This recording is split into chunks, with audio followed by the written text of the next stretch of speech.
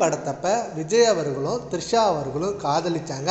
ஆனால் அந்த காதலை எஸ்ஏசி அவர்கள் ஏற்க மறுத்து அவருக்கு சங்கீதா அவர்களை கட்டி வச்சாங்க அப்படின்ற விஷயத்த இப்போ பழம்பெரு நடிகை குட்டி பத்மினி அவர்கள் ஷேர் பண்ண இந்த விஷயம் தான் சோஷியல் மீடியாவில் மிகப்பெரிய பரபரப்பை ஏற்படுத்தியிருக்குன்னே சொல்லலாம். ரீசெண்டாக பழம்பெரு நடிகை குட்டி பத்மினி அவர்கள் கொடுத்த ஒரு இன்டர்வியூவில் இப்போ விவாகரத்து ஆனதுக்கு த்ரிஷா தான் காரணம் அப்படின்னு சொல்கிறாங்க. ஆனால் இது இப்போ ஆரம்பிச்சது இல்லை, கில்லி படத்தில் அவங்க சேர்ந்து நடிக்கும் பொழுதே ஆரம்பித்த இந்த விஷயம்தான். ஆனால் அது அப்போவே முடிஞ்சிடுச்சு.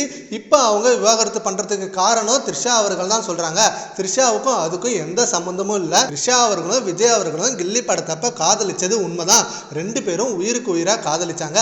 ஆனால் அந்த காதலை எஸ்ஏசி அவர்கள் தான் பிரிச்சுட்டாரு. இந்த காதல் செட் ஆகாது அப்படின்னு சொல்லி சங்கீதா அவர்களை கல்யாணம் பண்ணி வச்சாங்க அப்படின்னு சொல்லி இந்த விஷயத்தை ஷேர் பண்ணாங்க. ஆனால் இந்த விஷயத்தில் அவங்க சொன்னதுல மிகப்பெரிய பொய் என்னன்னா, கில்லி படத்துக்கு அப்புறம் தான் சங்கீதா அவர்களை கல்யாணம் பண்ணாங்க அப்படின்றதான். பட் ஆல்ரெடி விஜய் அவர்களுக்கு கல்யாணம் பண்ணிட்டாரு. கல்யாணம் பண்ணதுக்கு அப்புறம் தான் நிறைய படங்கள் நடிச்சது. அதுக்கப்புறம் ரொம்ப படங்களுக்கு அப்புறம் தான் கில்லி படமே நடிக்க ஆரம்பிச்சாரு. பட் கில்லி படத்துக்கு அப்புறம் தான் சங்கீதாவை திருமணம் பண்ணாங்க அப்படின்றது மிகப்பெரிய பொய் தான். அப்போ கில்லி படத்தப்ப ரெண்டு பேரும் காதலிச்சாங்க அப்படின்றதும் ஒரு பொய்யான விஷயம் தான். இப்போ எதுக்கு தேவையில்லாம அந்த விஷயத்தை அவங்க ஷேர் பண்றாங்க? இப்போ சங்கீதா அவர்கள் விவாகரத்தை வாபஸ் வாங்கிட்டாங்க, விஜய் கூட சேர்ந்து வாழ போறாங்க அப்படின்னு முடிவாகிடுச்சு. அண்ட் இந்த நேரத்தில் த்ரிஷா அவர்கள் காதலிச்ச விஷயத்த இவங்க ஏன் இந்த இடத்துல ஷேர் பண்ணணும் அப்படின்னு சொல்லி நிறைய கேள்விகள் கேட்டுட்டு இருக்காங்க.